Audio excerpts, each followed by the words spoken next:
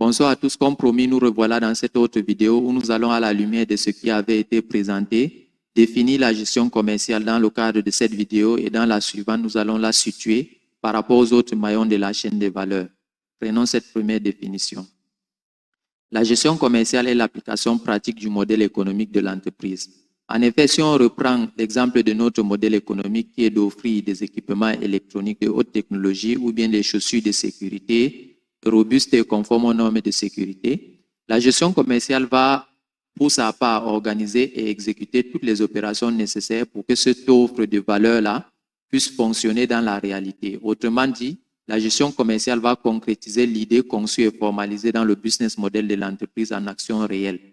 Dans la réalité, pour offrir notre proposition de valeur, c'est-à-dire les chaussures de sécurité robustes et conformes ou les équipements électroniques de haute technologie, il faudra les acheter, contrôler la qualité des achats, les stocker, qu'il s'agisse de marchandises ou bien de matières premières permettant l'assemblage, les produits éventuellement si ce sont les matières premières qu'on a achetées et enfin les vendre.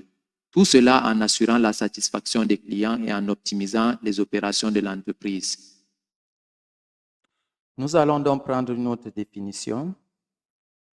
La gestion commerciale regroupe l'ensemble des activités stratégiques et opérationnelles directement orientées vers la création de valeur pour le segment de clientèle identifié. Cette définition montre que la gestion commerciale distingue bien les activités stratégiques des activités opérationnelles.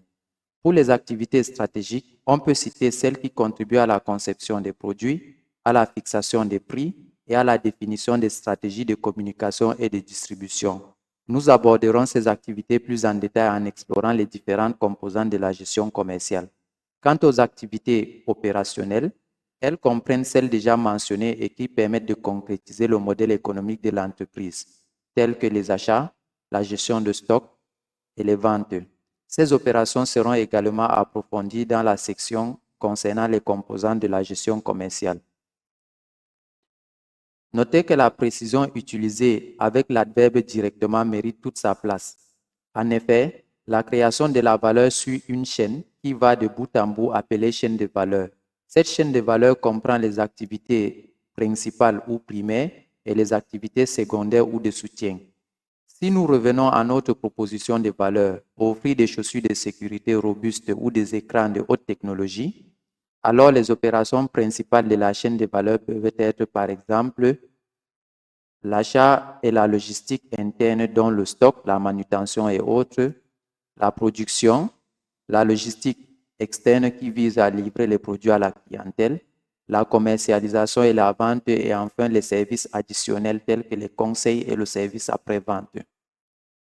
Pour les opérations secondaires ou de soutien, on peut citer la gestion des ressources humaines, la comptabilité, la gestion de la technologie ou bien tous les outils de technologie utilisés par l'entreprise ou bien toute l'activité technologique de l'entreprise.